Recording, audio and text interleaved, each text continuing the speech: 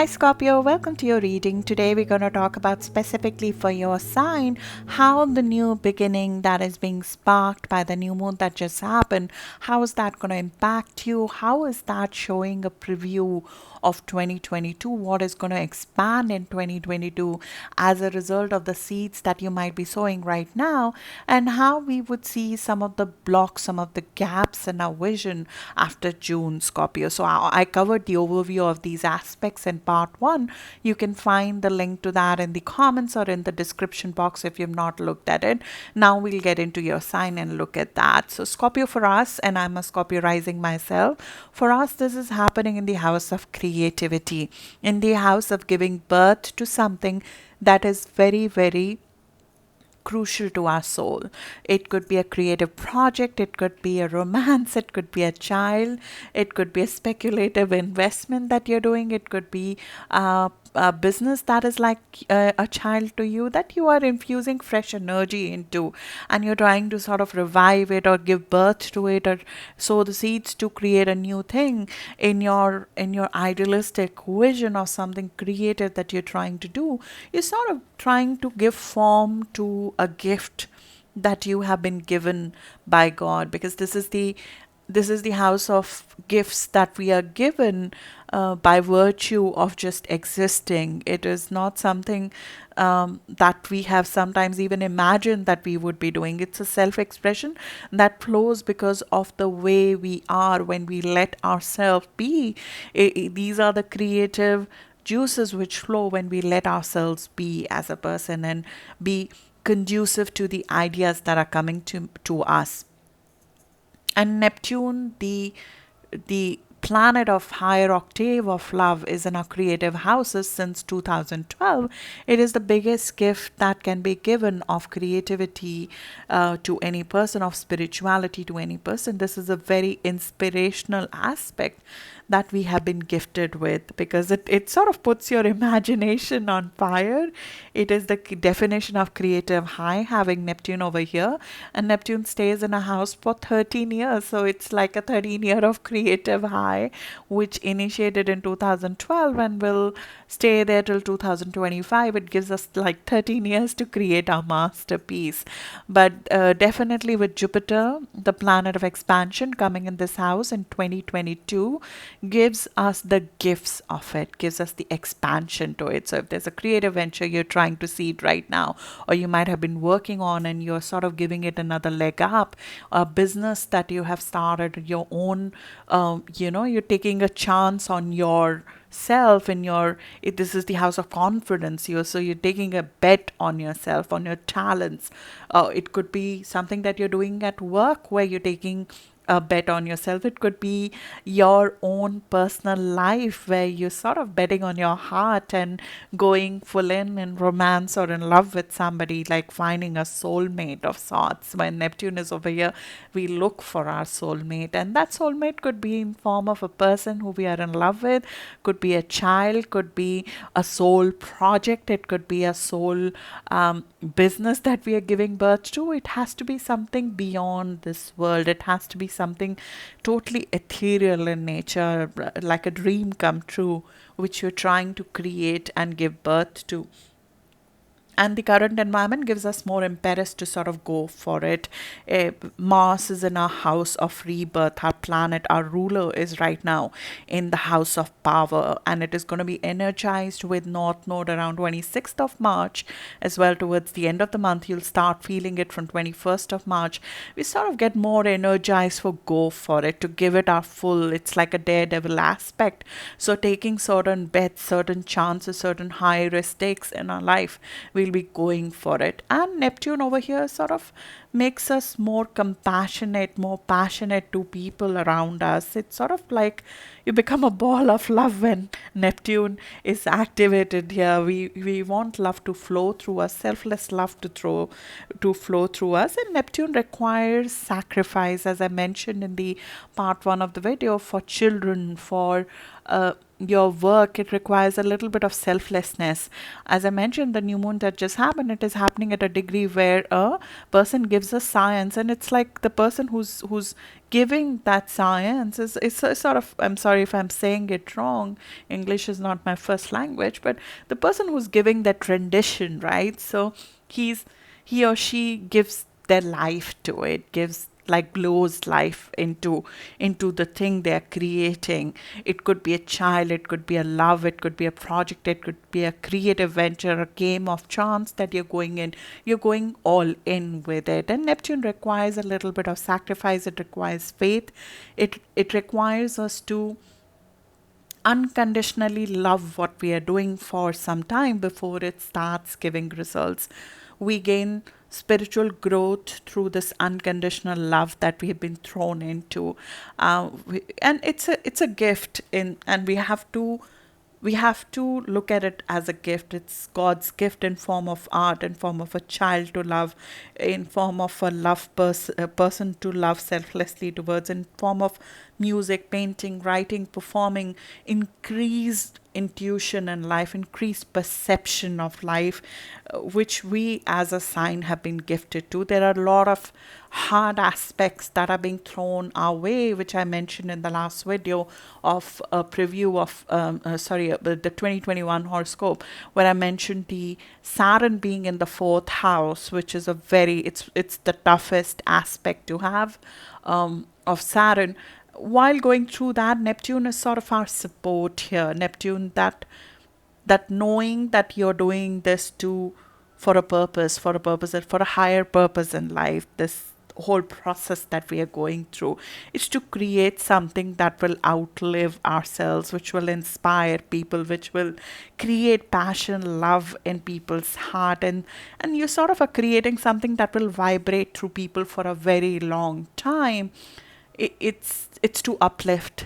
It's to uplift the entire population, a passion that can uplift. It's like when we love somebody, and even if it's not reciprocated, which happens when Neptune is over here, a lot of unrequited love is part of the challenge of having Neptune over here.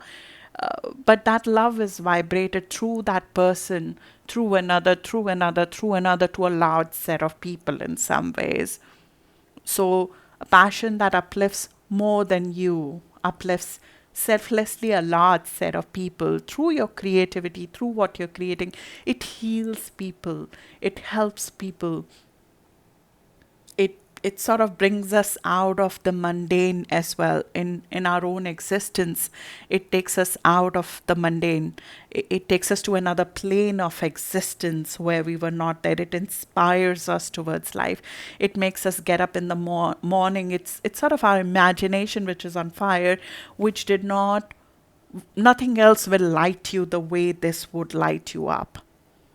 Similarly, looking at love, passion in a very different fashion. Sigmund Freud had Neptune in his fifth house of creativity. So, seeing love in a very different fashion. California as a state has Neptune in the fifth house. It's that vibe of the city of the city, yeah, and it's the joy. This is the house of joy, and looking for joy in other people's eye when you give them something, when you create something for them, and it dissolves the boundaries with people. It's sort of the people who we are giving love to, the people who are we're doing things for, whether it's deep romantic love or it is merging with somebody who's a soul partner, who's a child, who's very to whom you fall in love with. It's like a karmic connection with that person. We can't control that feeling. It's like you have to let it flow to that person, to that project, to that thing that you're creating, or a person that you're creating through your love. That blocking that passion hurts more than just giving it. In some ways, the natural flow is to give it, and it adds to you. Neptune over here adds to you. It's a process that is going to help us move forward in our soul evolution. It's part of our soul evolution in some ways. It is a gift that we have been given, which we need to let it go through us in some ways.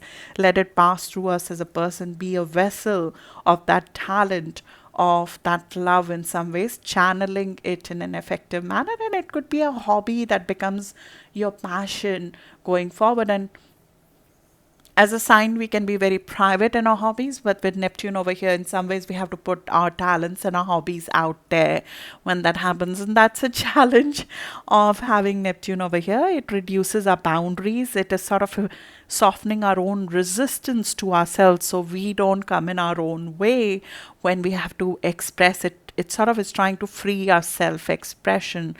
So we let that karma, let that creativity, let that muse, let that love, let that passion flow through us in some ways. Let us fall in love with that. Let the intuition guide us versus, oh, why is this not working out, or it's not at this number, or it's not happening in some ways.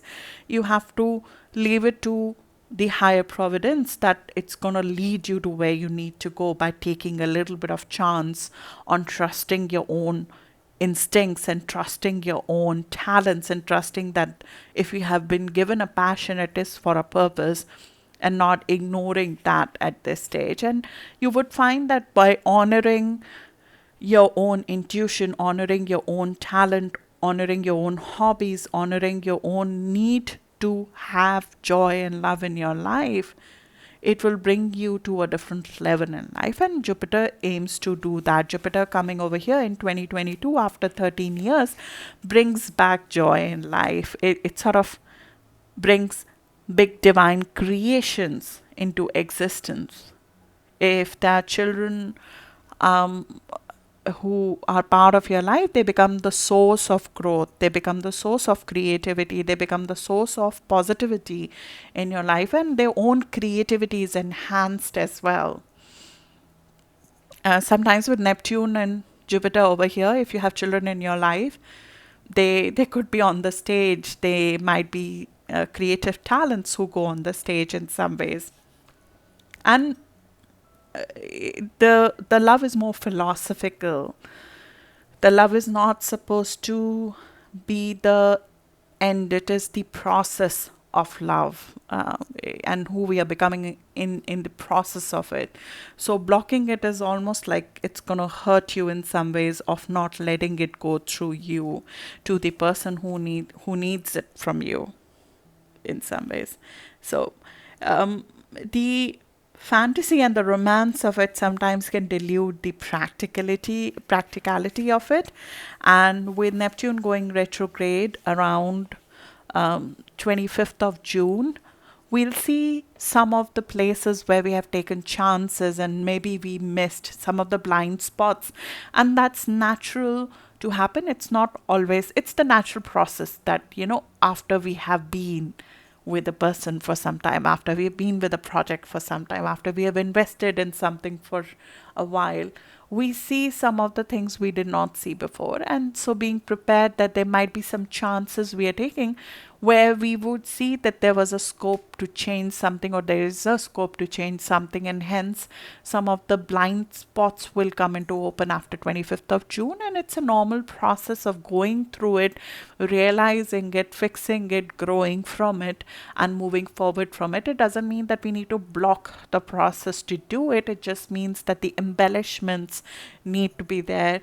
And if we have been over trusting, Neptune over here makes us play the game of chance. So sometimes addictive nature of gambling comes into play. So being in investment, you got to be a little bit careful if you're investing money, that we may not be seeing things clearly when it comes to investing the money or just taking a chance. Trust your intuition versus another person. Trust your own gut over here. Trust your own, intuition is a muscle. So there might be losses on the way to learning to trust yourself in some ways here, but those losses are not going to be to that extent that you cannot make up for them. Jupiter over here and Neptune over here is supposed to bless us in some ways in a house of joy. It is supposed to give us rewards for taking a chance on ourselves. But we have to truly learn to take a chance on ourselves and not on somebody else. You're not taking a chance on another person, you're taking a chance on yourself. So listening to your guts and letting yourself play a little bit, letting yourself do things for fun, just to for the pleasure of doing it, pleasure from your own creative impact or your impact on people, on love, letting yourself being in love with somebody, letting yourself create something unique, getting in touch with the child within.